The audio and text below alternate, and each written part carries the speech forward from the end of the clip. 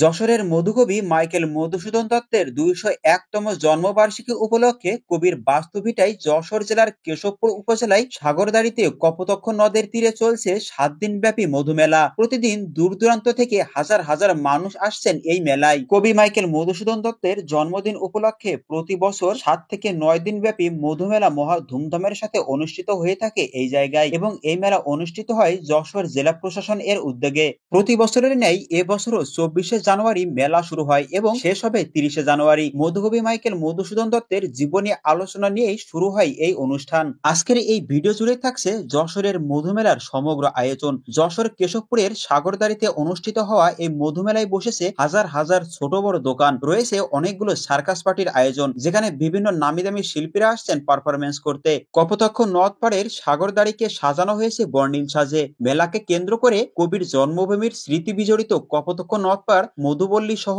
মেলা প্রাঙ্গণে দর্শনার্থীদের উপচে পড়া ভিড়। মধুমেলায় গ্রামীণ কুটির শিল্প পণ্য সহ বিভিন্ন পণ্যের হাজার খানেক স্টল বসেছে। এলাকার মানুষের মাঝে ব্যাপক উৎসাহ উদ্দীপনা দেখা দিয়েছে। মেলা প্রাঙ্গণের বিভিন্ন প্যান্ডেল সহ শিশু বিনোদনের সরঞ্জাম প্রস্তুত করা হয়েছে।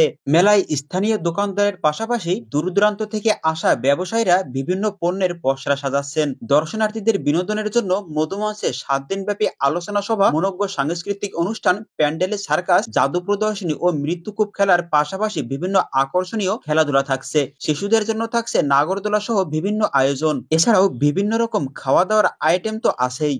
এখানে দেখা যাচ্ছে বিভিন্ন ধরনের আয়োজন করে পানের বাটা সাজিয়ে বসে আছেন দোকানি। হরেক রকম আইটেম দিয়ে মিষ্টি পান বানিয়ে বিক্রি করছেন। মিষ্টি পান অনেকেই পছন্দ করেন, কেউ বা শখের বসে, কেউ বা ঘুরতে এসে এই মেলার স্টলটি দেখেই কিন্তু পছন্দ করেছেন।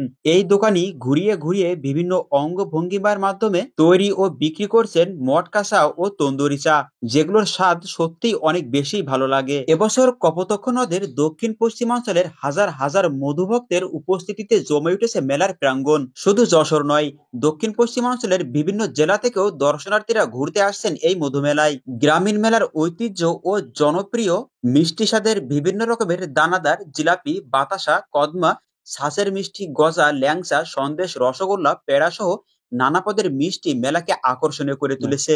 এছাড়াও ছিল অনেক বড় বড় সাইজের মিষ্টি, যেগুলোর দাম ১২০০ টাকা থেকে শুরু করে ১৫০০ টাকা পর্যন্ত হয়ে থাকে।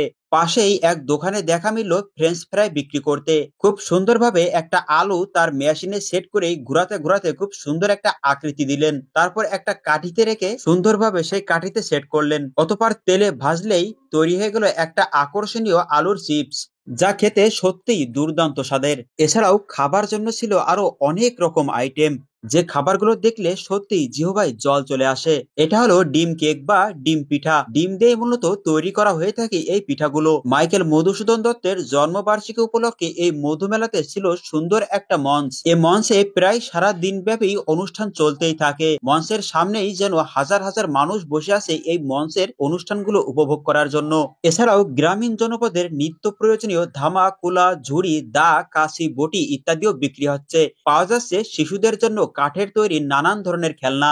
যশোরের কৃতি সন্তান মাইকেল মধুসূদন দত্ত সনেট, অমৃতাক্ষর ছন্দ ও চতুর্দশপদী কবিতা এর জন্য জগৎ বিখ্যাত হয়েছিলেন। সেই সাথে তার জন্মস্থান যশোরকেও পরিচিতি করেছেন বিশ্বের দরবারে। যা হোক, যশোরের মধুমেলা নিয়ে আজকের আয়োজনটি এ পর্যন্তই। ভিডিওটি সম্পূর্ণ দেখার জন্য অনেক বেশি ধন্যবাদ।